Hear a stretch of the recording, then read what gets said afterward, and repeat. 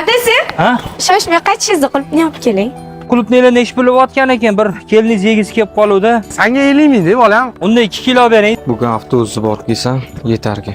O'g'lim, qaytishingda qulpini olib kelgan, yegim keluvdi. Adasi, anta qulupni sotishayotgan ekan. Yuring, olib kelaylik.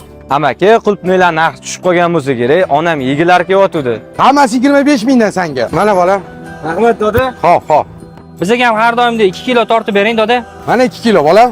Mana 50 ming, doda. Abi 50 mingdan 100 ming bo'ladi bolam. Doda, nima odamni ko'rinishiga qarab narx aytasizmi? Hozirgi bolaga 1 kilosi 25 mingdan deysiz-ku. Bolam, siz qiziqmay, siz har doim ayolingizga olasiz. Bu bir haftada bir marta imkoniyati yo'q. O'shanda ham onasi uchun oladi. Men bor uzuram aka. Mana shu tovaringizga qulupningizni ham bering. Bugun onamni ko'rgani boraman. Mana shu bola ko'zim ochib ketdi. Baraka top bolam, senga o'xshagan farzandlar ko'paysin. Agar video oxirigacha ko'rgan bo'lsanglar, like bosib, tarqatib qo'yish esingizdan chiqmasin.